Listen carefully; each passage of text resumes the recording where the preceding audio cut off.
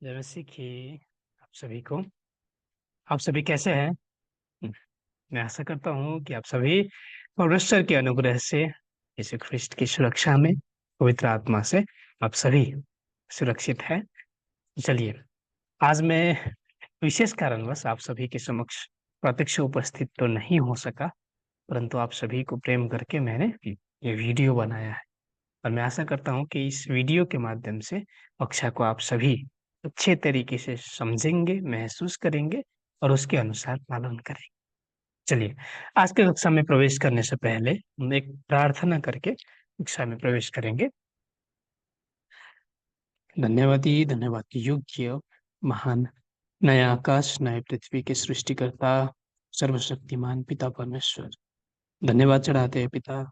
आज भी परमेश्वर ने हमें इन वचनों समक्ष निरंतर लेकर के आया है पिता, और इन प्रकाशित वचनों के माध्यम से दूसरे आगमन के समय उद्धार और अनंत जीवन के निकट हमें लेकर के जा रहा है पिता। धन्यवाद चढ़ाते हैं।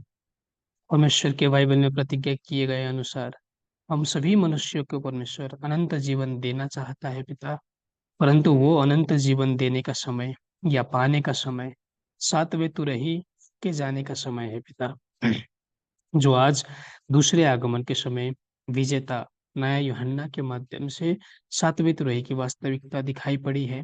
और वो संपूर्ण विश्व भर प्रकाशित वाक्य की पुस्तक की गवाही, विद्रोह विनाश और उद्धार की घटनाओं की गवाही, उद्धार के स्थान की गवाही निरंतर संपूर्ण विश्व भर गुंजायमान हो रही है पिता। प्रार्थना करते हैं भारत के इन कक्षाओं में समावेश हुए सभी विश्वासियों के लिए, सभी संतों के लिए, सभी अगुवाजनों के लिए, इन सातवें तुरही के शब्दों को सुन करके सचमुच उद्धार के स्थान को पहचान करके आज जो वास्तविकता दिखाई पड़ी है उसके अनुसार पालन करने वाले विश्वासी बन सके पिता। दूसरे आगमन के समय जो 12 गोत्र 1,44,000 और श्वेत वस्त्र की भीड़, केवल वही उद्धार प्राप्त कर सकेंगे, वही कटनी हुए लोग हैं।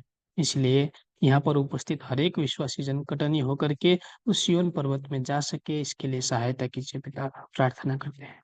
राजकीय कक्षा के शुरू से लेकर के अंत समय तक संपूर्ण चीजें परमेश्वर के हाथ में समर्पण करते हुए संपूर्ण विनती प्रार्थनाएं उद्धारकर्ता प्रभु यीशु ख्रिस्ट के नाम में चढ़ाते हैं। आमीन। तो आप सभी को पुनः बहुत बहुत स्वागत है। तो चलिए, पहले हम याद करने का प्रयास करें जो हमने पिछली बार सीखा था। क्या सीखा था हमने पिछली बार? क्या सीखा था? अंतिम सातवें तुरही का शब्द, इस विषय में हमने पिछली बार सीखा था। प्रकाशित वाक्य की पुस्तक में कितने तुरही है कुल? हाँ, सात तुरही, सात तुरही। और उस सातवें तुरही में से जो सातवां तुरही है, सातों तुरही में से अंतिम तुरही, वो तुरही वास्तव में परमेश्वर का भेद है, ऐसा बताया जा रहा है। और सातवें तुरही फूके जाने के समय क्या होगा? क्या होगा? परमेश्वर का राज्य पूरा होगा। यानी कि जो संसार के राज्य है, जगत के राज्य है, वो परमेश्वर के राज्य में बदल जाएंगे और अनंत जीवन और पुनरुत्थान का रहस्य पूरा होगा। विचार कीजिए, ये सातवां तुरही को पहचानना आवश्यक है कि नहीं? तुरही का मतलब आप सभी ने क्या विचार किया था? हम सभी ने क्या सीखा था पहले? सचमुच बहुत ही तुरही, परंतु वो मतलब नहीं है। दूसरे आगमन के समय एक व्यक्ति दिखाई पड़ेगा और उसके माध्यम से प्रकाशित वाक्य की पुस्तक की घटनाओं को गवाही दी जाएगी, संपूर्ण दृष्टांतों की व्याख्या की जाएगी और एक एक करके सभी विश्व के सभी कलसियाओं को ये वचन गवाही दी जाएगी। और उसके बाद संपूर्ण जगत के कलसियां परमेश्वर के कलसिया में परिवर्तन होंगे। ये है जगत का राज्य, परमेश्वर का राज्य बनेगा। तो आप सभी, क्या आप उस सातवें तुरही को पहचानते हैं? हम्म। सातवें तुरही से आपने मुलाकात किया है? जानते हैं कौन है वास्तविकता? जो शब्द आप सभी सुन रहे हैं इन कक्षाओं से, वो सातवें तुरही का शब्द तो नहीं?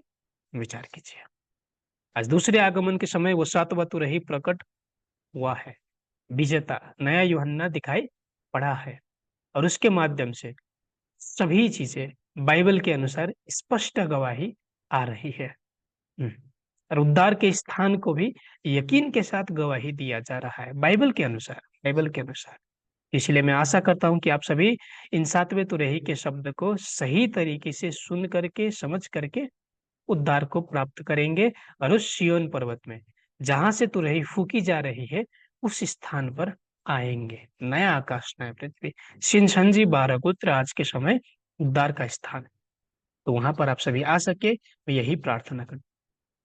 चलिए, आज की कक्षा में हम प्रवेश करते हैं और आज का कक्षा हमारा बहुत ही महत्वपूर्ण है। अगर आप सभी अच्छे तरीके से ध्यान दें तो बहुत ही आसान भी है। चलिए, शीर्षक को पढ़कर देखते हैं। परमेश्वर का विरासत प्राप्त करने वाला पुत्र। हम्म, अगर आसानी से और कहें तो पुत्र जो परमेश्वर का विरासत प्राप्त करेगा दूसरे आगमन के समय। आप सभी क्या परमेश्वर का विरासत प्राप्त करना चाहते हैं? हाँ, हम सभी चाहते हैं। हमें वो परमेश्वर का विरासत क्या है जो परमेश्वर के पुत्रों को मिलेगा? क्या सभी लोगों को मिलेगा? विचार कीजिए। परमेश्वर प्रभु यीशु पर विश्वास करने वाले प्रत्येक लोगों को मिलेगा?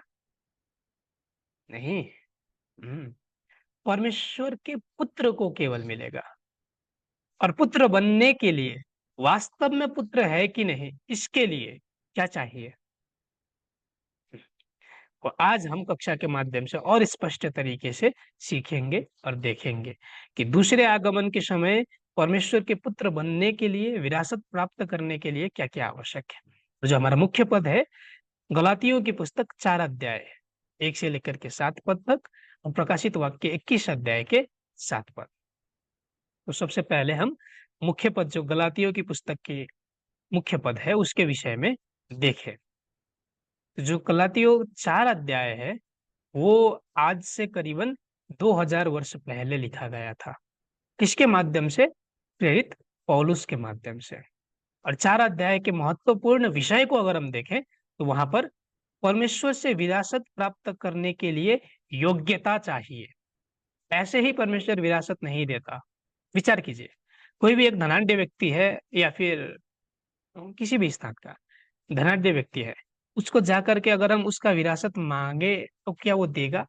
मुकेश अंबानी वो जाकर के, मैं अपने हिस्से में से मुझे 50% दीजिए, ऐसा मांगू तो वो क्या मुझे देगा? नहीं। उसके लिए एक निश्चित योग्यता होनी आवश्यक है। हम्म, मुकेश अंबानी का पुत्र होना आवश्यक है, तभी मिलेगा, दूसरों को नहीं मिलेगा। चाहे जितना भी उससे मैं प्रिय हूँ, निकट हूँ, पुत्र को विरासत दिया जाता है। दूसरे नंबर में परमेश्वर से विरासत पाने वाले पुत्र, उसके विषय में देखेंगे।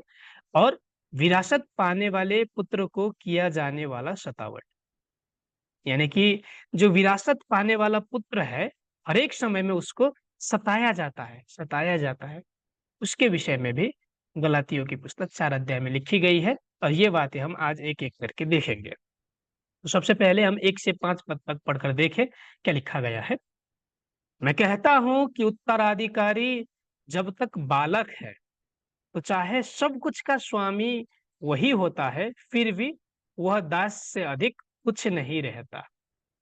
वह अभिभावकों और घर के सेवकों के तब तक अधीन रहता है जब तक उसके पिता द्वारा निश्चित समय नहीं आ जाता।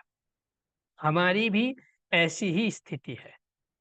हम भी जब बच्चे थे तो सांसारिक नियमों के दास थे, किंतु जब उचित अवसर आया तो परमेश्वर ने अपने पुत्र को भेजा, जो एक स्त्री से जन्मा था और व्यवस्था के अधीन जीता था, ताकि वह व्यवस्था के अधीन व्यक्तियों को मुक्त कर सके, जिसमें हम परमेश्वर के गोद लिए बच्चे बन सके।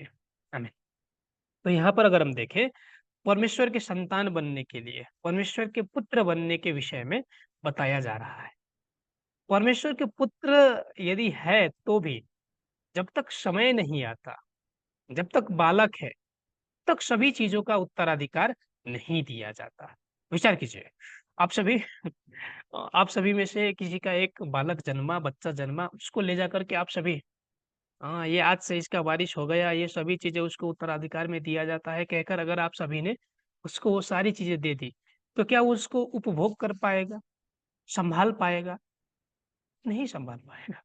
मानिए आप में से जो 10 कक्षा में पढ़ने वाले विद्यार्थी हैं, छात्र हैं, उसको अगर भारत देश का राज्य सौंप दिया जाए, तुम शासन करो कह करके, क्या वो कर सकेगा? नहीं कर सकेगा। तो इसीलिए परमेश्वर के उत्तराधिकार को प्राप्त करने के लिए एक निश्चित समय है, निश्चित समय। परमेश्वर को पिता कहकर पुकारना ही केवल पर्याप्त नहीं है, उसके विषय में देखेंगे। और एक नंबर में अगर हम देखें तो परमेश्वर से विरासत प्राप्त करने के लिए क्या योग्यता चाहिए? जय पाना आवश्यक है, विजयी होना, जीतना आवश्यक है। एक बार हम 7 पद को पढ़कर देखें। प्रकाशित वाक्य 21 के 7 पद। जो विजयी होगा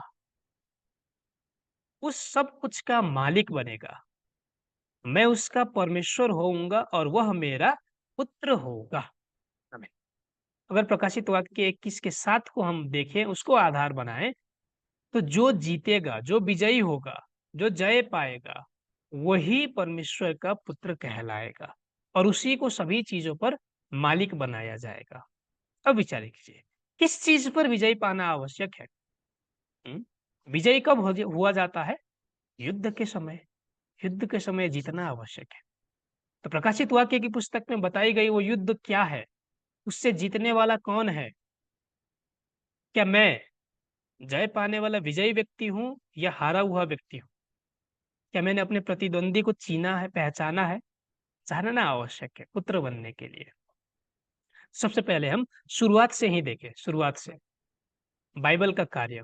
आदम के समय से अगर हम देखें तो निरंतर चुने हुए लोग क्या वास्तव में आशीष प्राप्त कर सके, उत्तराधिकार प्राप्त कर सके या नहीं? अगर हम उत्पत्ति 1 और 2 अध्याय में जाकर के देखें तो परमेश्वर ने क्या किया? मनुष्य को अपने स्वरूप में, अपने प्रतिरूप में सृष्टि किया। अपने स्वरूप, अपने प्रतिरूप में। इसका मतलब क्या है कि वहां पर जो उत्पत्ति 2 अध्याय में सृष्टि के विषय में बताया जा रहा है, क्या भौतिक शरीर के विषय में सृष्टि है? नहीं, नहीं। याद कीजिए, स्मरण कीजिए, जब हमने मृत्यु और पुनरुत्थान वाले पाठ में सीखा था, क्या 6000 वर्ष से पहले मनुष्य का अस्तित्व नहीं था? विचार कीजिए, उससे पहले भी मनुष्यों का अस्तित्व था, परंतु हम्म, परमेश्वर के वचनों को जानने वाला पहला मनुष्य आदम है। उससे पहले के लोग परमेश्वर को जानते नहीं थे, जीवन का सांस नहीं था। ये मतलब है। तो 2 अध्याय में परमेश्वर ने अपने स्वरूप में, अपने प्रतिरूप में आदम की सृष्टि की। इसका मतलब अपने आत्मा में, सत्य की आत्मा में, पवित्र आत्मा में आदम की सृष्टि की। आदम पवित्र आत्मा से शुरुआत हुआ, जीवन शुरुआत हुआ। और उसको क्या किया गया? परमेश्वर ने सभी चीजों पर उत्तराधिकार दिया, विरासत में सभी चीजें सौंप दी। परंतु आदम ने क्या किया? हम्म, जो एक नियम दिया गया था, भले या बुरे के ज्ञान के वृक्ष को ना खाना, वो नियम को आदम ने उल्लंघन किया। जो परमेश्वर के संतान ने उस समय पुत्र उल्लंघन किया। उल्लंघन करने के बाद क्या पवित्र आत्मा उसके साथ अब और रह सकती है जब हमने पाप किया? नहीं। पवित्र आत्मा के छोड़ के जाने के बाद वो शरीर में लौट गया, शरीर में ही मिट्टी बन गया, आत्मिक मिट्टी शरीर में लौट गया। और शरीर में लौटा हुआ आदम, उससे सारे उत्तराधिकार छीन लिए गए, ले लिए गए। किसने ले लिया? विचार कीजिए, जब आदम ने पाप किया, तब वो सारी चीजें जो आदम को विरासत के रूप में दी गई थी, वो किसका हो गया? अब किसका हो गया? परमेश्वर के पास पुनः चला गया? नहीं, शैतान ने लूट लिया। शैतान ने लूट लिया। परमेश्वर ने सभी चीजों को सृष्टि करके आदम को दिया, और आदम ने किसकी बात मानी? परमेश्वर की या शैतान की? शैतान की। शैतान ने कहा खाओ खाओ, कुछ नहीं होगा, नहीं मरोगे। परमेश्वर ने कहा निश्चय मरोगे। आदम ने शैतान की बात सुनी और शैतान के समूह में चला गया, शैतान का समूह बन गया, और वो सारी चीजों पर शैतान का अधिकार आरंभ हुआ। वैसे आदम के समय से लेकर के अभी तक अगर हम आए तो 6000 वर्ष तक निरंतर इन सारी चीजों पर, परमेश्वर की सृष्टि पर शैतान का शासन होते आ रहा है। जो बात हम प्रकाशित 18 अध्याय में, प्रकाशित वाक्य के 18 अध्याय में देखेंगे। तो ऐसे आदम जो पहले पवित्र आत्मा द्वारा सृष्टि किया गया था परमेश्वर के स्वरूप में, अब क्या हुआ? विकृत हो गया, शैतान के द्वारा भ्रम में पड़ गया, और उसके बाद शैतान आकर के संपूर्ण पृथ्वी पर शासन करने लगा। संपूर्ण पृथ्वी पर 6000 वर्ष से निरंतर शासन करते आ रहा है। तो अगर हम लूका 4 अध्याय में जाकर के देखें और स्पष्ट तरीके से उस चीजों की पुष्टि होगी। पढ़कर देखें 5 और 6 पद को। फिर शैतान उसे बहुत ऊंचाई पर ले गया और पल भर में ही सारे संसार के राज्यों को उसे दिखाते हुए शैतान ने उससे कहा, मैं इन राज्यों का सारा वैभव और अधिकार तुझे दे दूंगा, क्योंकि वह मुझे दिया गया है और मैं उसे जिसको चाहूं दे सकता। आमीन। जब प्रभु यीशु की परीक्षा पहले आगमन के समय शैतान ने की, तो उसने क्या किया? मुझे झुक करके दंडवत करो और ये सारा वैभव, इन राज्यों का सारा अधिकार मैं तुम्हें दूंगा। क्यों? क्योंकि ये सारे मुझे दिए गए हैं, शैतान को दिया गया है। अर्थात ये संपूर्ण संसार पर किसका शासन है? शैतान का शासन है, शैतान का शासन है। वो जिसको चाहे उसको दे सकता है, ऐसा बताया गया है। आदम के पाप के बाद निरंतर संसार पर शैतान ने शासन किया। प्रकाशित वाक्य 18 के 3 में भी जाकर देखें तो वो बात लिखी गई है, पढ़कर देखें। क्योंकि उसने उसके व्यभिचार की भयानक मदिरा के कारण सब जातियां गिर गई है और पृथ्वी के राजाओं ने उसके साथ व्यभिचार किया है और पृथ्वी के व्यापारी उसके सुख विलास की बहुआयत के कारण धनवान हुए हैं। हमें प्रथम पंक्ति को अगर अच्छे तरीके से देखें तो भयानक मदिरा के कारण, व्यभिचार की भयानक मदिरा के कारण सब जातियां गिर गई है। अपवाद है, यहाँ पर विचार कीजिए। अपवाद एक दो जाति को छोड़ करके बाकी जाति नहीं, सब जाति मदिरा का पान किया है, व्यभिचार की मदिरा। क्या सचमुच भौतिक मदिरा के विषय में बताई जा रही है? नहीं। दाख मध्य मतलब मालूम है आप सभी को? वचन। व्यभिचार की मदिरा का मतलब झूठे वचन। झूठे वचन के माध्यम से सभी जातियों पर, परमेश्वर के संतानों पर भी शैतान शासन कर रहा है। ये मतलब है, ये मतलब हम आप अपवाद नहीं, सभी पर शैतान शासन करते आ रहा है 6000 वर्ष तक। तो दूसरे आगमन के समय वास्तव में शैतान को विजय प्राप्त करके जो जीतेगा वो परमेश्वर को पुत्र, परमेश्वर को पिता कहकर पुकार पुकार सकेगा और विरासत प्राप्त कर सकेगा। तो परमेश्वर के विरासत प्राप्त करने के लिए क्या चाहिए? योग्यता। शैतान पर जय पाना आवश्यक है, विजयी होना आवश्यक है। प्रकाशित वाक्य 20 अध्याय में अगर हम जाकर के देखें तो वहां पर अजगर को पकड़ा जाता है और अथाह कुंड में बांध दिया जाता है। बांधने के बाद अब शैतान किसी को बहका नहीं पाएगा और लोग नहीं उसको झूठे भ्रम में नहीं पड़ेंगे। ऐसे इस शैतान को पकड़ने के लिए क्या करना आवश्यक है? शैतान खुद आकर के उस लोहे के जंजीर में बंध जाएगा और मुझे बांध डालो ऐसा क्या कर अथाह कुंड में स्वयं चला जाएगा? नहीं। शैतान को पकड़ने के लिए पहले युद्ध होगा शैतान से। उस शैतान के युद्ध में विजयी होना आवश्यक है और जो विजयी होगा वही विरासत में परमेश्वर का उत्तराधिकार प्राप्त करेगा। ये बात है, ये बात। प्रकाशित वाक्य 12 अध्याय में अगर हम जाकर के देखें तो एक जय पाने वाला व्यक्ति दिखाई पड़ता है जो अजगर के भीड़ के साथ लड़ाई करके जीतता है, विजेता। वो व्यक्ति वास्तव में परमेश्वर का पुत्र बनेगा दूसरे आगमन के समय।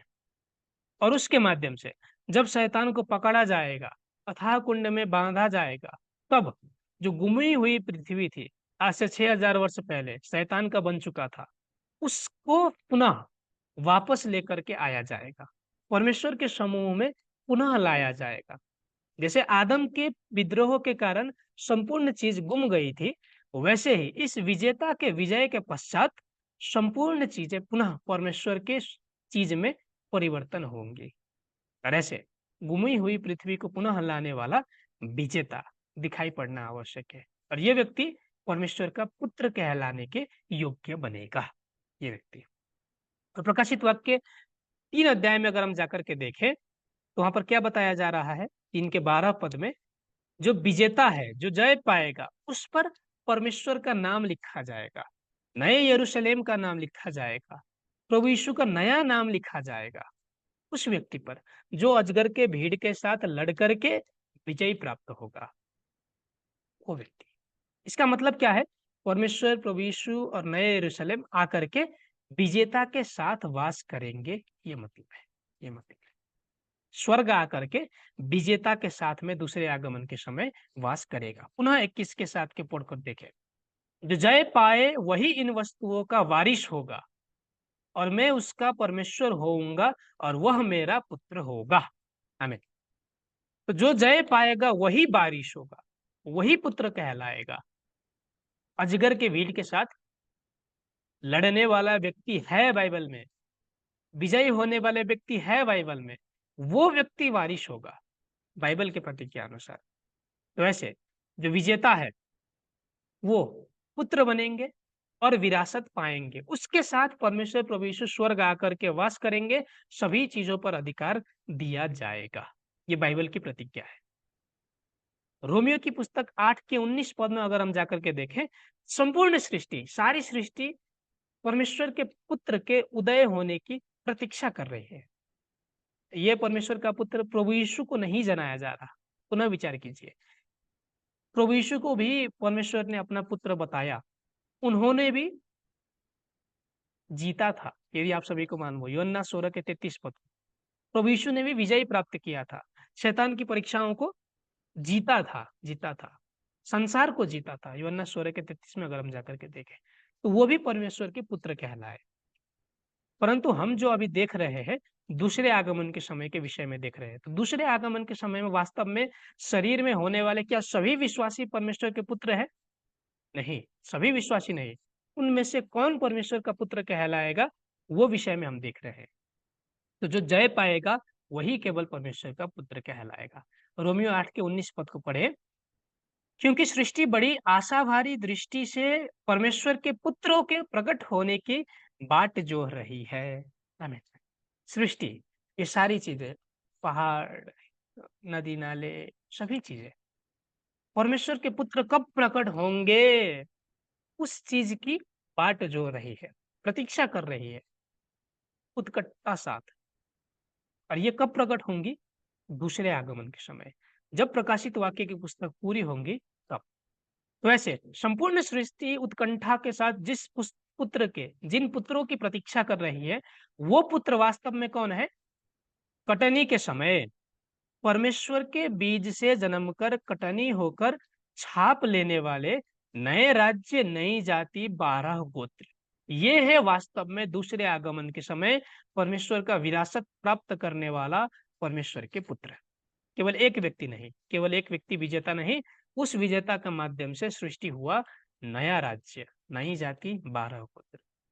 विचार कीजिए पुनः, पिता कहने के लिए क्या होना आवश्यक है? बीज होना आवश्यक है, बीज। यदि मेरे पास मेरे पिता का बीज नहीं और मैं जितना ही मर्जी उसे पिता पिता कह लूं, वो मुझे पुत्र कहकर स्वीकार नहीं करेगा, विरासत नहीं देगा। तो इसीलिए सबसे पहले परमेश्वर का बीज होना आवश्यक है। बीज, बीज, कटनी, छाप, 12 गोत्र, ये आवश्यक है। तो एक बार हम देखें प्रत्येक युग में कैसे चुने हुए लोगों ने वाचाओं का विद्रोह किया। बाइबल में अगर हम सबसे पहले देखें, सबसे पहला विद्रोही कौन है? आदम। आदम सबसे पहला चुना हुआ व्यक्ति अगर हम देखें तो कौन है? परमेश्वर के द्वारा चुना हुआ पहला व्यक्ति आदम। आप सभी को मालूम है आदम ने क्या किया? शैतान के भ्रम में पड़कर भले या बुरे के ज्ञान के वृक्ष के फल को खा लिया। वो खाना मतलब परमेश्वर की आज्ञाओं को उल्लंघन करना, और परमेश्वर का वचन उल्लंघन करना मतलब विद्रोह करना। तो ऐसे पहला विद्रोही आदम है। आदम के विद्रोह के पश्चात सभी चीजों पर शैतान का अधिकार हो चुका। उसके बाद परमेश्वर ने क्या किया? आदम के संसार को जल प्रलय से नष्ट किया। कब? नूह के समय में। तो एक बार आदम का संसार अगर नष्ट हो चुका तो पुनः विचार कीजिए, नूह के समय से एक नया संसार, नए लोगों का आरंभ हुआ पापियों को अंत करके। परंतु नूह का संसार भी क्या पाप मुक्त हो सका निरंतर अनंत तक? नहीं। नूह के पुत्र जो है हाम, और जो नाती है खनान पोते, उसके माध्यम से पुनः नूह के संसार में भी पाप प्रकट हुआ, पाप प्रवेश हुआ। कि जब नूह सो रहा था तो उसकी नग्नता देख करके हाम और कनान ने सभी को जा करके बता दिया ये नंगा सो रहा है, ऐसा हल्ला कर दिया। तो वो वास्तव में परमेश्वर की दृष्टि में अगर देखा जाए पाप था, पाप। तो वैसे हाम और कनान के माध्यम से पाप पुनः नूह के संसार में प्रवेश हुआ। उन्होंने भी परमेश्वर की आज्ञाओं को उल्लंघन करना शुरू किया। और उसके बाद परमेश्वर ने क्या किया? अब्राहम के माध्यम से प्रतिज्ञा की। क्या प्रतिज्ञा की? कि तेरे संतान किसी एक अन्य देश में 400 वर्ष तक दास बनेंगे और उसके बाद चौथी पुस्ता में उसको मैं निकाल करके, चौथी पीढ़ी में निकाल करके लाऊंगा कनान के देश में। यह प्रतिज्ञा थी। और वो प्रतिज्ञा किसके माध्यम से पूरी हुई? मिस्र देश में जो इजरायली प्रवेश किए, दास का जीवन बिताया 400 वर्ष तक, उसके बाद मूसा के माध्यम से वहां पर से मिस्र से निकाल करके कनान में लेकर के आए। ऐसे लाल समुद्र को पार करके, चीर करके ऐसे लेकर के आए। तो ऐसे कि जो परमेश्वर ने अब्राहम के साथ की प्रतिज्ञा थी वो मूसा के समय में आकर के पूरी हुई। और मूसा के समय में जब लोग कनान में प्रवेश करे, उसके बाद परमेश्वर ने क्या किया? हालांकि वो उजाड़ स्थान में ही अगर हम देखें, पहली वाचा बांधी गई परमेश्वर और भौतिक इजरायलियों के बीच। वाचा क्या थी? मुख्य दो विषय। एक, प्रत्येक दिन पालन करने के लिए 10 आज्ञाएं दी गई और एक निश्चित समय में भविष्यवाणी पूरी होने के समय मसीह को स्वीकार करना, ये आज्ञा था। परंतु क्या उन लोगों ने पालन किया? नहीं पालन किया।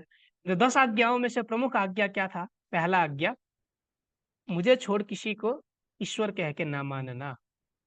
परंतु हारून के समय में भी सोने के बछड़े को पूजा उन लोगों ने। पहले राजाओं के 11 अध्याय में, पहले राजाओं के 11 अध्याय में अगर हम जाकर के देखें तो सुलेमान के समय में सभी इजरायली प्रजाओं ने इकट्ठा होकर के, पहले राजा ने अन्य जाति के ईश्वरों की सेवा की, फिर उस राजा को देख करके सभी प्रजाओं ने भी मूर्ति पूजा की, अन्य जाति के ईश्वरों की सेवा की।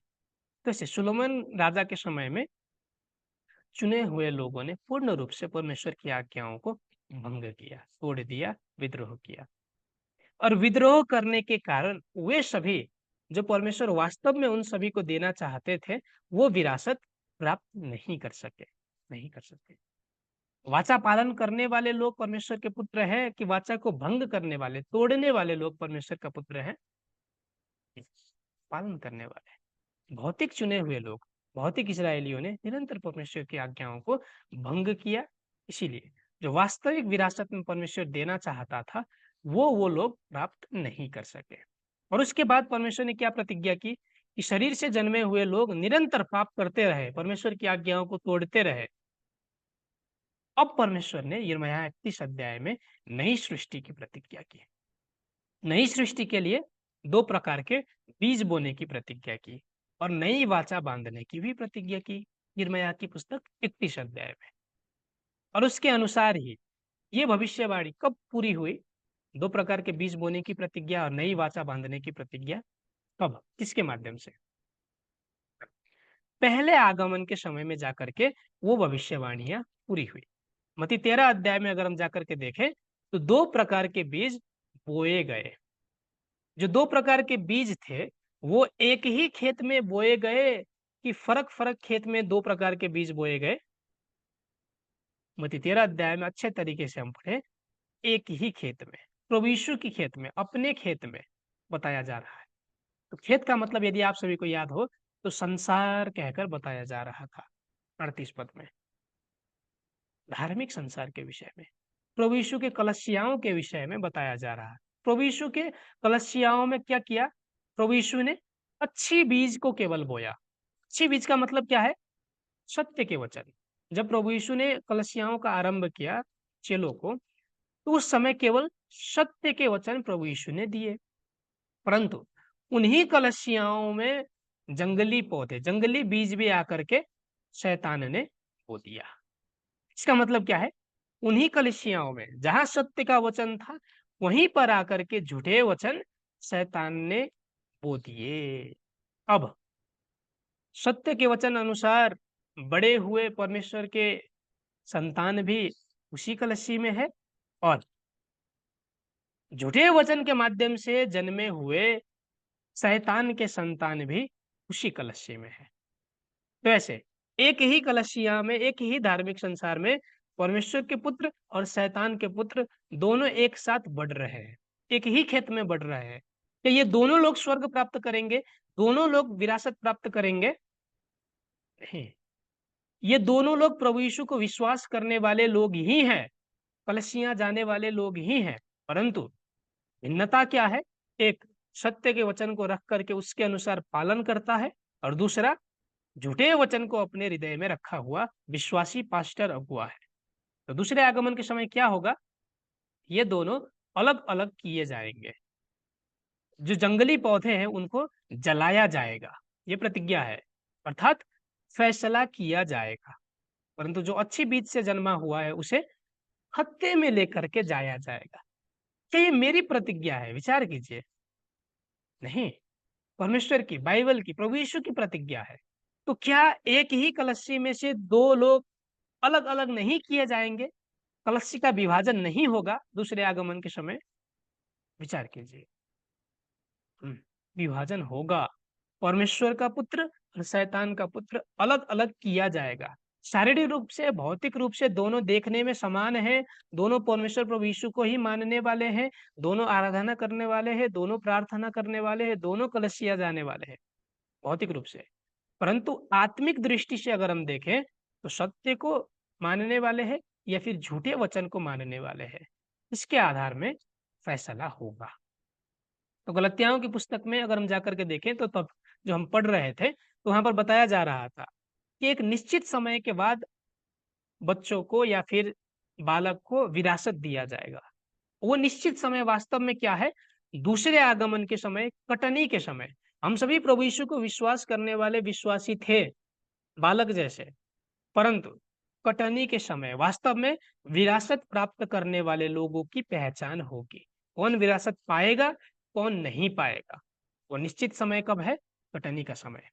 ऐसे कटनी का समय वास्तव में क्या है? फसल काटने का अर्थ नियत समय पर पुत्रत्व प्राप्त करना। मतलब परमेश्वर के पुत्र कौन है, शैतान के पुत्र कौन है, उसको अलग अलग करना। यह है कटनी करने का मतलब। कटनी करना जो प्रभु यीशु के खेत है, प्रभु यीशु की कलसियां हैं जो 2000 वर्ष से चलती आ रही है। आप सभी भी प्रभु यीशु की कलसियाओं में है। वहां से निकल करके खत्ते में जो आप आएंगे वही परमेश्वर के बीच से जन्मा हुआ व्यक्ति है। केवल वही लोग विरासत प्राप्त कर सकेंगे, सभी विश्वासी नहीं। खत्ते में जाना आवश्यक है। आज के समय खत्ते को पहचानना आवश्यक है। उन कलसियाओं में से निकल करके आना आवश्यक है, कटनी होना आवश्यक है। वैसे परमेश्वर से विरासत पाने वाले लोग हैं तो अनिवार्य कटनी होना आवश्यक है। यदि कटनी नहीं हो सकता तो वो व्यक्ति विरासत प्राप्त नहीं कर सकता, उद्धार प्राप्त नहीं कर सकता, चाहे वो निरंतर कलशियां क्यों ना जाए, वे उद्धार नहीं प्राप्त कर सकता। कटनी नहीं हुआ इसका प्रमाण क्या है? वो परमेश्वर से नहीं, वह शैतान से है। ऐसे ये शब्द आप सभी को कठिन लग रहा होगा या फिर चुभ भी सकता है, परंतु बाइबल के अनुसार वास्तविकता यही है। वास्तविकता यही है।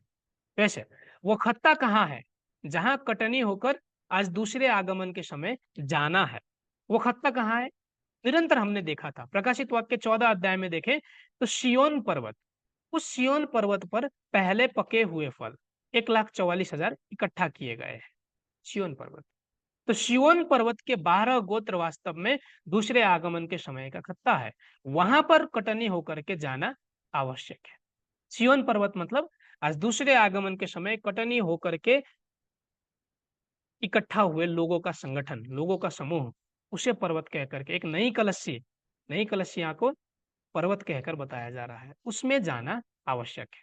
और सिय्योन पर्वत में रहने वाले लोग ही केवल विरासत प्राप्त करने वाले रहे परमेश्वर की वास्तव में, क्योंकि वो कटनी होकर के आए हुए लोग हैं। प्रकाशित वाक्य के 7 अध्याय में जाकर देखें तो जो सिय्योन पर्वत पर कटनी होकर के आए हैं उन लोगों पर परमेश्वर का मुहर लगाया जा रहा है, परमेश्वर की छाप लगाई जा रही है। छाप का मतलब यदि आप सभी को याद हो तो क्या भौतिक स्टाम्प मारा जा रहा है सभी के माथे पर? नहीं, परमेश्वर का वचन, जो सत्य का वचन है वो सभी के हृदयों में स्पष्ट तरीके से लिखा जा रहा है। और जिसके पास परमेश्वर का सत्य का वचन है वो परमेश्वर का है।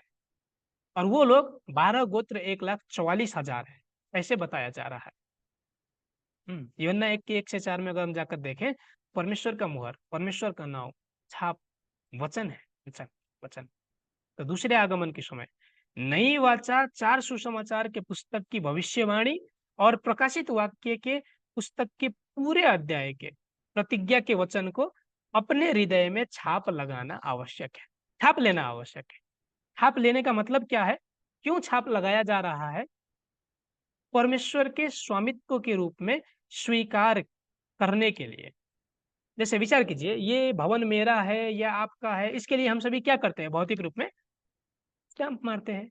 इस ऑफिस का सामान है कि उस ऑफिस का सामान है, नेपाल सरकार का है कि भारत सरकार का है, इसके लिए क्या किया जाता है? स्टैंप मारा जाता है कि जिस पर वो छाप है वो चीज उसी का है। तो वैसे ही दूसरे आगमन के समय भी परमेश्वर का मुहर लगाया जा रहा है। इसका मतलब नए नियम के भविष्यवाणी पूर्ति के वचनों को गवाही दी जा रही है। उस समय उन वचनों को अपने हृदय में अगर हमने लिखा है, स्पष्ट तरीके से रखा है, तो हम परमेश्वर का स्वामित्व है, नहीं तो नहीं। यदि हमारे हृदय में 6 से 66 छाप है, झूठे वचन अगर हमारे हृदय में है, तो हम किसका स्वामित्व है? परमेश्वर के स्वामित्व नहीं, शैतान के स्वामित्व है। और क्या वो विरासत प्राप्त कर सकेंगे? नहीं। तो ऐसे दूसरे आगमन के समय परमेश्वर का संतान बनने के लिए, पुत्र बन के विरासत प्राप्त करने के लिए, एक नंबर में परमेश्वर के बीच से जन्म लेना आवश्यक है। उसके बाद कटनी होना आवश्यक है। उसके बाद छाप लेना आवश्यक है। ऐसे जो वास्तव में बाइबल के अनुसार प्रतिज्ञा किया गया छाप प्राप्त लोग हैं, वे प्रकाशित वाक्य 7 अध्याय के 12 गोत्र है। आत्मिक नया इजराइल 12 गोत्र, ये लोग परमेश्वर के विरासत प्राप्त करने वाले लोग हैं। और इन लोगों को प्रकाशित वाक्य 1 के 5 से 6 पद और 5 के 9 से 10 पद तक जाकर के देखें तो प्रभु यीशु के लहू द्वारा मोल किए गए राज्य और याजक इन्हें बनाया जाएगा। परमेश्वर का नया राज्य जो प्रतिज्ञा किया गया है, इन लोगों के माध्यम से, कटनी होकर के छाप प्राप्त लोगों के माध्यम से नया कलशी एक निर्माण होगा। वो परमेश्वर का नया राज्य कहलाएगा। प्रकाशित वाक्य 7 के 9 से 14 में अगर हम जाकर के देखें तो प्रभु यीशु के लहू द्वारा अनगिनत श्वेत वस्त्र की भीड़ दिखाई पड़ रही है, जिन्होंने अपना वस्त्र मेमने के लहू में धोया है। तो दूसरे आगमन के समय विरासत प्राप्त करने वाले लोग केवल 1,44,000 नहीं, परंतु श्वेत वस्त्र की भीड़ भी है, जिसकी गिनती नहीं की, अनगिनत, बहुत एक बड़ी मात्रा में। तो दूसरे आगमन के समय वास्तव में परमेश्वर का विरासत प्राप्त करना है तो हमें या तो 1,44,000 में होना आवश्यक है या श्वेत वस्त्र की भीड़ को बनना आवश्यक है। यदि इन दोनों में से हम कोई भी नहीं तो विरासत प्राप्त नहीं कर सकते, उद्धार प्राप्त नहीं कर सकते, चाहे जितनी हम कलशियाओं को जाए, जितने हम प्रार्थना करें, जितने आराधना करें, कोई फर्क नहीं पड़ेगा। दूसरे आगमन के समय योग्यता ये है, योग्यता ये है।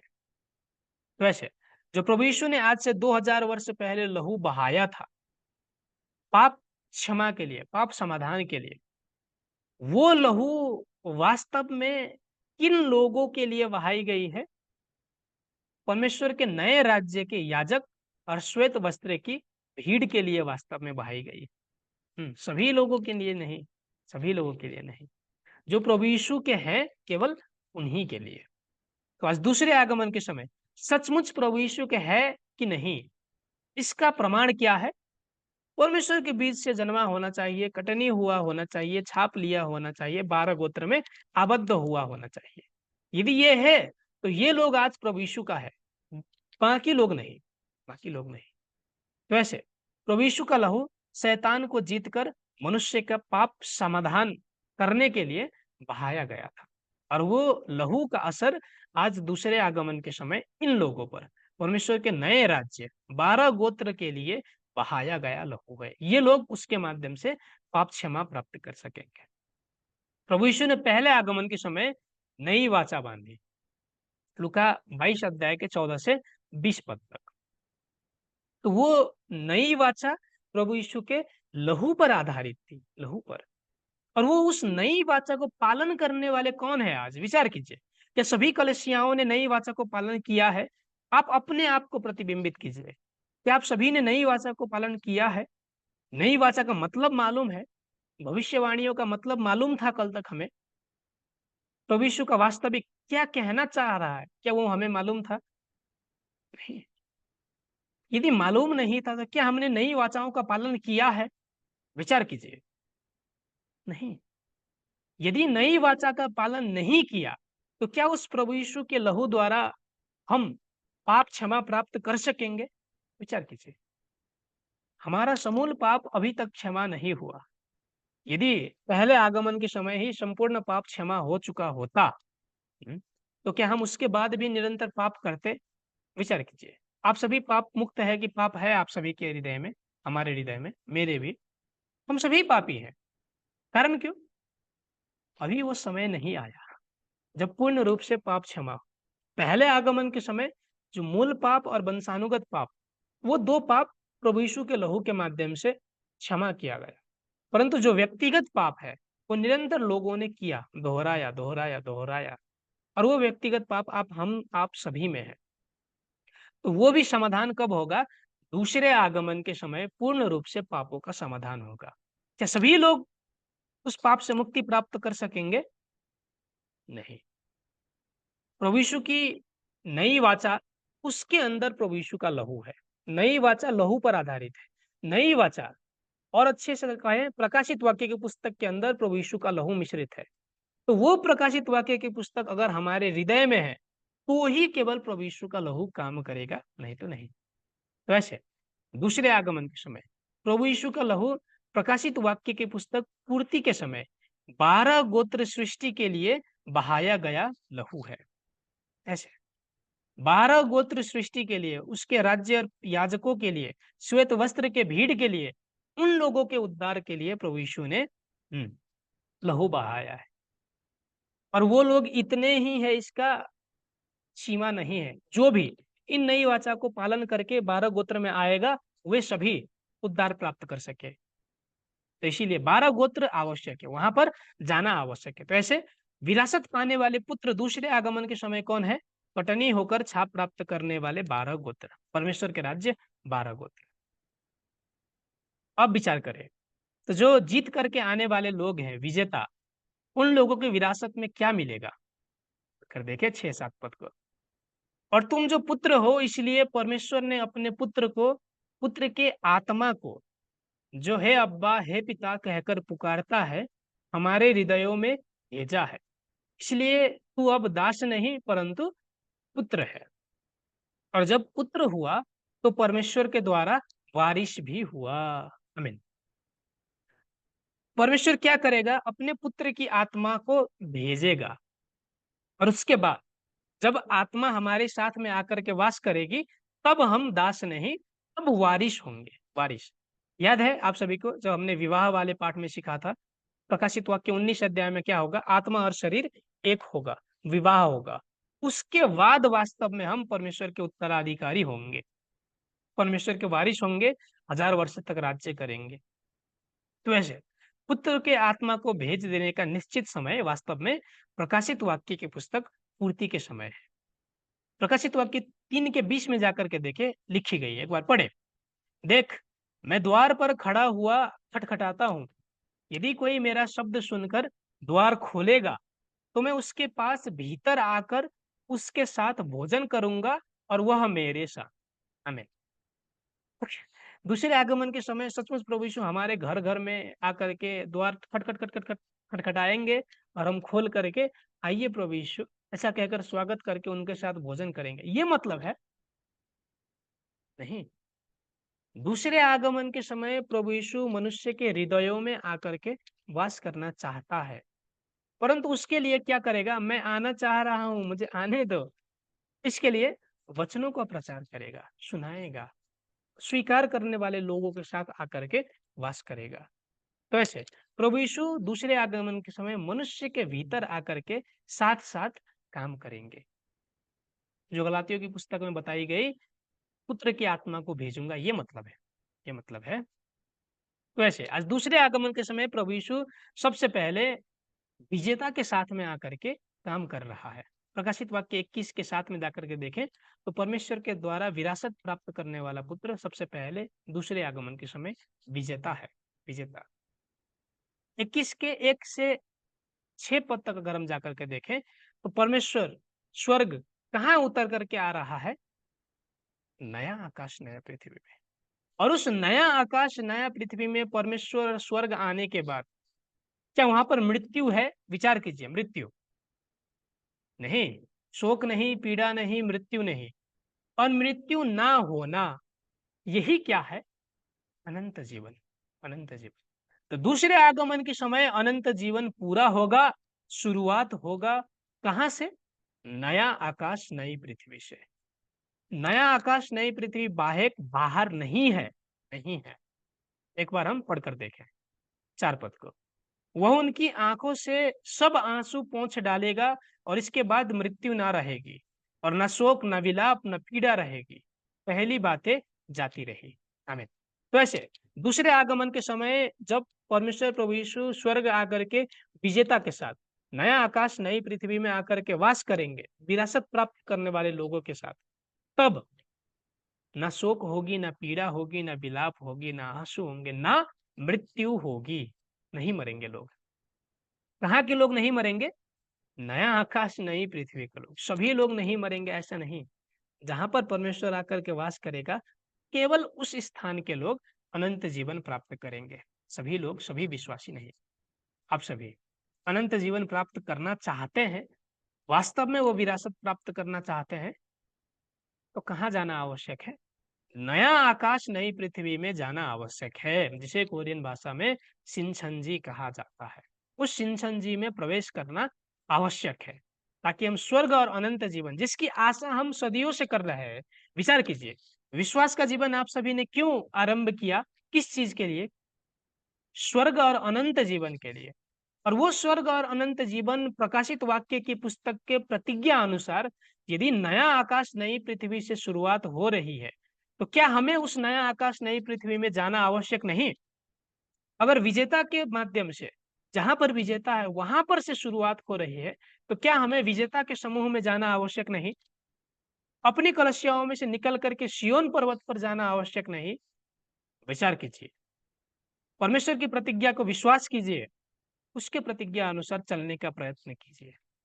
वैसे विरासत जो पुत्र को प्राप्त होगा वो क्या है?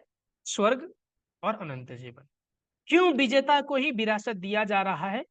कारण विजेता ने शैतान के साथ लड़ाई करके विजय प्राप्त किया है, विजय हुआ है, विजय। आदम ने शैतान के साथ आत्मिक युद्ध में हारा, सभी चीजों को गुमा दिया। दूसरे आगमन के समय विजेता शैतान के साथ लड़ाई करके जीतेगा और उस गुमी हुई चीजों को पुनः परमेश्वर के समूह में लेकर के आएगा। ऐसे ये आत्मिक युद्ध परमेश्वर की ओर से विजेता जीतेगा, जीतेगा। इसके लिए विजेता को विरासत में संपूर्ण चीजें दी जा रही है। और ये विजेता वास्तव में प्रकाशित वाक्य 21 अध्याय के नया आकाश नई पृथ्वी के 12 गोत्र है। वहां पर परमेश्वर आकर के स्वर्ग और अनंत जीवन शुरुआत होगा। प्रकाशित वाक्य 15 अध्याय में जाकर के देखें तो साक्षी के तंबू का पवित्र मंदिर कहकर कहा गया है। मंदिर का मतलब कलशी, कलशी। एक नया कलशिया शुरुआत की जाएगी दूसरे आगमन के समय। साक्षी के तंबू का पवित्र कलशी, वहां पर लोगों को इकट्ठा किया जाएगा और जो वहां पर इकट्ठा हुए हैं जयवंत लोग, विजय प्राप्त लोग, उन लोगों पर आकर के स्वर्ग वास करेगा और वे लोग स्वर्ग और अनंत जीवन को प्राप्त कर सकेंगे। सभी कलशियाओं के लोग, सभी विश्वासी नहीं, नहीं। साक्षी के तंबू के पवित्र कलशिया, नया आकाश नई पृथ्वी के लोग, सिंछंजी के लोग, केवल वो। बाइबल के अनुसार देखने का प्रयत्न कीजिए, बाइबल के अनुसार। तो यहाँ पर रहने वाले लोग वास्तव में दूसरे आगमन के समय विरासत पाने वाले परमेश्वर के वास्तविक पुत्र है, वास्तविक पुत्र। और उनके साथ परमेश्वर प्रभु यीशु आकर के वास करेंगे और अनंत जीवन की शुरुआत होगी। और जो ये विरासत पाने वाले लोग हैं, वो हर एक समय सताए जाते हैं, सताए। विचार कीजिए, परमेश्वर की पवित्र आत्मा द्वारा चलाए जाने वाले जितने भी लोग हैं, इतिहास में भी अगर हम देखें तो वो सभी सताए गए हैं आदम के समय से ही। एक बार हम गलातियों की पुस्तक 4 के 29 पद को पढ़कर देखें। और जैसा उस समय शरीर के अनुसार जन्मा हुआ आत्मा के अनुसार जन्मे हुए को सताता था, वैसा ही अब भी होता है। हमें यहाँ पर शरीर से जन्मे हुए लोग कौन है और आत्मा से जन्मे हुए लोग कौन है? विचार कीजिए। शरीर से जन्मे हुए लोग जो शैतान के समूह के लोग, इनको बताया जा रहा है। आत्मा से जन्मे हुए लोग जो सत्य के वचन अनुसार जन्मे हुए लोग, इनको बताया जा रहा है। झूठे वचन से जन्मे हुए लोग सत्य के वचन वाले लोगों को निरंतर सताते हैं। ये बात है, ये बात एक ही धर्म के विषय में बताया जा रहा है मुख्य रूप से। गलातियों की पुस्तक 4 अध्याय में निरंतर आप सभी पढ़ेंगे तो 21 से 24 पद तक जो अब्राहम की 2 पत्नी थी उसको दृष्टांत बना करके परमेश्वर कुछ बताना चाह रहा है। एक बार पढ़कर देखें। तुम जो व्यवस्था के अधीन होना चाहते हो, मुझे बताओ, क्या तुम व्यवस्था की नहीं सुनते? यह लिखा है कि अब्राहम के 2 पुत्र हुए, एक दासी से और एक स्वतंत्र स्त्री से। परंतु जो दासी से हुआ वो शारीरिक रीति से जन्मा, और जो स्वतंत्र स्त्री से जन्मा वो प्रतिज्ञा के अनुसार जन्मा। इन बातों में दृष्टांत है। ये स्त्रियां मानो 2 वाचाएं हैं, एक तो सिनै पहाड़ की जिससे दास ही उत्पन्न होते हैं, और वो हाजिरा है। हमें तो यहाँ अगर हम देखें तो जो अब्राहम की 2 पत्नी थी, एक दासी की ओर से और एक पत्नी, चित्र के माध्यम से देखें, सारा और हागार।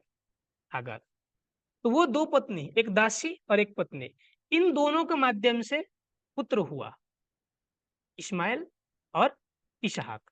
परंतु जो परमेश्वर ने प्रतिज्ञा किया हुआ पुत्र था वो कौन था? इस्माइल की इसहाक।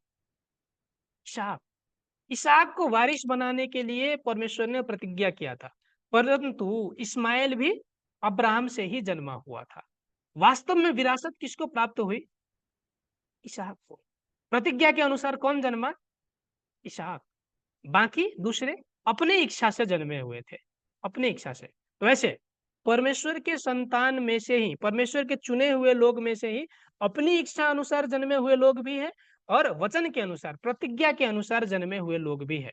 तो हर एक समय जो वचन के अनुसार, प्रतिज्ञा के अनुसार चलने वाले लोग हैं, उनको अपनी इच्छा से चलने वाले लोग, शरीर से जन्मे हुए लोग सताते हैं, सताते हैं। इस्माइल ने क्या किया?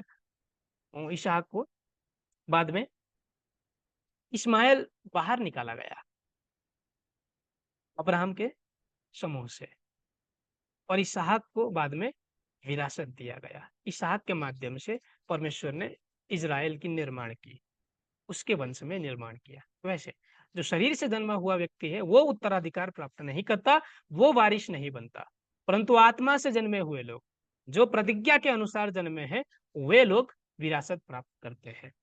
पहले आगमन के समय विचार कीजिए, शास्त्री फरीसी और प्रभु यीशु दोनों ही यहूदी घराने में ही जन्मे थे, परंतु शरीर से जन्मा हुआ कौन था और प्रतिज्ञा के अनुसार जन्मा हुआ कौन था? विचार कीजिए। शास्त्री फरीसी जो वचन को अपने हृदय में तो रखे थे, परंतु झूठे वचनों को, व्यवस्था, शिक्षा, इतिहास, ये सभी उनके हृदय में थे, परंतु अपने तरीके से उनको व्याख्या करते थे, झूठे वचन। और वे लोग परमेश्वर के नहीं, शरीर से जन्मे हुए शैतान के लोग थे, शैतान के पुत्र थे। परंतु दूसरी ओर प्रभु यीशु और प्रभु यीशु के 12 चेले बाइबल में प्रतिज्ञा किए गए प्रक्रिया से जन्मे थे। शारीरिक जन्म की बात मैं नहीं कर रहा हूं, आत्मिक जन्म की बात, कि बाइबल में प्रतिज्ञा किया गया अनुसार ही पानी के सोते के रूप में प्रभु यीशु आए, नदी के रूप में चेले प्रकट हुए। ऐसे बाइबल में पहले ही प्रतिज्ञा किया गया था, उसके अनुसार ही जन्मे हुए लोग प्रभु यीशु और 12 चेले। जो वचन के द्वारा सत्य के वचन अपने हृदय में रखे हुए लोग। ये दो समूह में से किसने किसको सतावट किया, किसने किसको सताया? हम्म, निरंतर शास्त्री फरीसी ने प्रभु यीशु के समूह को, ये झूठा है, कुपंथी है, ये तो ऐसा है वैसा है, भूत प्रेत का राजा है, महामारी लगाता है, हुलदंगा मचाता है, ऐसा कह करके निरंतर सताया सताया सताया, पहले आगमन के समय में। तो क्या दूसरे आगमन के समय ऐसा नहीं होगा? कटनी होकर के आने वाले लोगों को नहीं सताया जाएगा? विचार कीजिए, सताया जाएगा। जो आज दूसरे आगमन के समय भ्रष्ट परंपरागत कलसियां हैं, इन कलसियाओं के पास्टर हैं, वे लोग शिनशन जी को निरंतर सताते हैं, विजेता को निरंतर सताते हैं। क्यों? भ्रष्ट कलसियाओं में वचन नहीं, सत्य का वचन उनके पास नहीं। सत्य यह है कह करके प्रचार करने के बावजूद भी उसे स्वीकार नहीं करते। जैसे आदम के समय में आदम के भाई को, पुत्र को, हाबिल और कईन मध्य मार दिया था, कईन ने हाबिल को। वैसे ही पहले आगमन के समय जो शरीर में एक ही चुने हुए लोग थे, आत्मा फर्क, शास्त्री फरीसी ने प्रभु यीशु को क्रूस में टांग दिया, प्रभु यीशु के चेलों को मार दिया, शहीद बना दिया। दूसरे आगमन के समय में विजेता और शिनशन जी को सताने वाले लोग क्या दूसरे धर्म के लोग सताएंगे? दूसरे धर्म के लोग आकर के इनको सूली पर चढ़ाएंगे? विचार कीजिए, प्रभु यीशु को सूली पर चढ़ाने वाले कौन थे? दूसरे धर्म के लोग। हिंदू ने आकर के चढ़ाया? मुस्लिम ने नहीं, परमेश्वर के चुने हुए लोग कहलाए जाने वाले यहूदियों ने ही, शरीर से जन्मे हुए लोग जो वचन के अनुसार नहीं चलते थे, उन लोगों ने वचन के अनुसार चलने वाले लोगों को सताया, मार डाला। दूसरे आगमन के समय भी जो भ्रष्ट परंपरागत कलिसियां है, वो शिनशन जी को, हमें, विजेता को निरंतर सताते हैं। ये तो झूठा है, इन लोगों तो यही प्रभु यीशु को है, विजेता को ही यीशु मानते हैं, लगायत चीजें भ्रम फैला करके निरंतर सताते, निरंतर। ये होना भी आवश्यक है। क्यों? हर एक युग में, प्रत्येक युग में शरीर से जन्मे हुए लोग आत्मा से जन्मे हुए लोगों को सताते हैं। वैसे दूसरे आगमन के समय कटनी होकर के छाप लेने वाले शिनशन जी 12 गोत्र, आत्मिक नया इजराइल 12 गोत्र, इनको बाहर की कलसियां सताती है और बहुत सारे आरोप लगा करके। ये सारे शायद आप सभी में से किसने सुना भी होगा, परंतु विचार कीजिए, बाइबल के अनुसार देखने का प्रयत्न कीजिए। जो आपने इन कक्षाओं से सीखा है, जाना है, उसके अनुसार देखने का प्रयत्न कीजिए। क्या बाइबल के विपरीत हमने एक भी बात प्रचार किया है? विचार कीजिए, देखिए, यदि है तो हमें बताइए कहाँ पर है। नहीं, एक भी बात बाइबल से बाहर नहीं है। तो हम झूठे कैसे हुए, हम कुपंथी कैसे हुए? विचार करना आवश्यक है, विचार करना आवश्यक है। यूहन्ना 15 के 18 से 19 में अगर हम जाकर के देखें तो क्यों ये लोग सताते हैं, क्यों, पढ़कर देखें। यदि संसार तुमसे बैर रखता है तो तुम जानते हो कि उसने तुमसे पहले मुझसे बैर रखा। यदि तुम संसार के होते तो संसार अपनों से प्रेम रखता, परंतु इस कारण कि तुम संसार के नहीं, वरन मैंने तुम्हें संसार में से चुन लिया है, इसीलिए संसार तुमसे बैर रखता है। आमीन। पहले आगमन के समय क्यों यहूदियों ने प्रभु यीशु के चेलों को, प्रभु यीशु को सताया? शरीर से अगर हम देखें तो एक ही परमेश्वर को मानने वाले लोग थे, एक ही घराने में जन्मे हुए लोग थे, यहूदी घराने में जन्मे हुए लोग थे, परंतु आत्मा फर्क थी। यहूदियों के पास, शास्त्री फरीसियों के पास झूठे वचन भरे हुए के कारण शैतान की आत्मा ने चलाया। दूसरी ओर प्रभु यीशु और चेलों को पवित्र आत्मा ने, परमेश्वर की आत्मा ने चलाया। वे अब संसार में आबद्ध नहीं हुए। यदि याद हो आप सभी को, संसार समुद्र याद है। दूसरे आगमन के समय यही होगा, जो शिनशन जी है वो संसार में आबद्ध नहीं, वो झूठे वचनों को आमेन आमेन कह करके स्वीकारता नहीं, सत्य की गवाही देता है। तो इसीलिए संसार शिनशन जी को एक होकर के निरंतर सताती है, निरंतर। बाद में हम सीखेंगे, यहाँ तक कि जो विजेता है उसको मार पीट करके ये हाथ भी, पैर भी, दांत भी सब तोड़ दिया। हाँ, ये मर गया ऐसा कह करके उसको बोरे में डाल करके फेंक दिया, परंतु बाद में परमेश्वर के अनुग्रह से पुनः जीवित होकर के निरंतर काम कर रहे हैं। अभी यदि आप सभी मानने को तैयार हो तो वो शरीर में 94 वर्ष 94 उतना वैसे व्यक्ति पर निरंतर जिसके माध्यम से ये वचन आज आए हैं उस व्यक्ति पर शिनशन जी पर निरंतर आरोप लगते आ रहे हैं। कारण क्यों? ये स्वाभाविक भी है, क्योंकि हम संसार से एक नहीं, झूठे वचन में एक नहीं। मैं आशा करता हूं कि आप सभी, अगर आप सभी भी 12 गोत्र में प्रवेश करेंगे तो हो सकता है कि आपकी जो संगठन है, कलसियाओं का संघ है, महासंघ है, वो सभी आप सभी का विरोध करे, इन सत्य के वचनों का विरोध करे। उस समय आप सभी क्या करेंगे? हाँ ठीक है, मुझे विरोध कर रहा है, मुझे डर लग रहा है, छोड़ दूंगा, ऐसा कह करके सत्य से पीछे हट जाएंगे, या फिर जो प्रभु यीशु ने आप सभी को देने के लिए, विरासत में देने के लिए बुलाया है, वो प्राप्त करेंगे? विचार कीजिए। अगर पुत्र के रूप में स्वीकार किया जाना है, विरासत प्राप्त करना है, तो सताए भी जाना पड़ेगा, उस सतावट को भोगना पड़ेगा। वहां से जीतना पड़ेगा, विजयी होना पड़ेगा। वैसे जो आज के परंपरागत कलिसियां हैं, सत्य का वचन ना होने के कारण शैतान के द्वारा प्रयोग किया जा रहा है। उन लोगों को, उन पास्टरों को, विश्वासियों को प्रयोग करके शिनशन जी 12 गोत्र को निरंतर सताया जा रहा है, जिसके साथ परमेश्वर प्रभु यीशु आज दूसरे आगमन के समय है। परंतु क्या यह सतावट अनंत काल तक चलेगी? सभी अनंत तक परंपरागत कलिसियां हमको सताती रहेंगी? नहीं, समय निश्चित है, समय निश्चित है।